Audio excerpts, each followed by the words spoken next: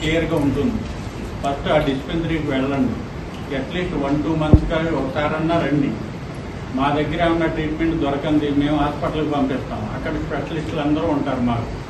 అక్కడ కూడా మీకు ట్రీట్మెంట్ దొరకలేదంటే ప్రైవేట్ హాస్పిటల్కి కూడా పంపించే వెసులుబాటు ఉంది ఇప్పుడు. కాకపోతే మీరు చేయాల్సింది ఏంటంటే ఎవ్రీ మంత్ పే చేస్తున్నారా లేదా సబ్స్క్రిప్షన్ అన్నది చూసుకుంటారు. అంటే ఎలిజిబిలిటీ ఉందా లేదా అన్నది. ఎలిజిబిలిటీ ఉంటే మా దగ్గర లేని ట్రీట్మెంట్ని మీకు ప్రైవేట్ హాస్పిటల్ కూడా పంపిస్తారు. ఆ ఫెసిలిటీ వినియోగించుకోండి, వీలున్నంత వరకు రండి.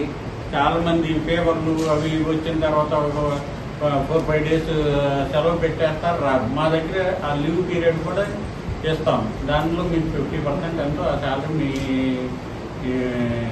ఆర్గనైజేషన్ ఇస్తుంది. అది అటువంటి ఫెసిలిటీస్. ఒకవేళ ఏమైనా గుండె జబ్బులు, కిడ్నీ వ్యాధులు ఉంటే కొద్దిగా ఎక్కువ పీరియడ్ అంత అయిన తర్వాత ఒక 6 నెలల తర్వాత మా దగ్గరికి వస్తున్నారు. అప్పుడు ఏం చేయలేని పరిస్థితి ఉంటుంది.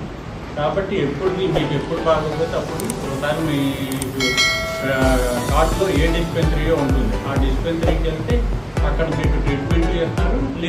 ఒకవేళ వాళ్ళ వల్ల కాలేదు స్పెషలిస్ట్కి వెళ్ళాలంటే హాస్పిటల్కి పంపిస్తారు. ఈ అవకాశాన్ని మీరు అందరూ వినియోగించుకుంటారని కోరుకుంటున్నాను.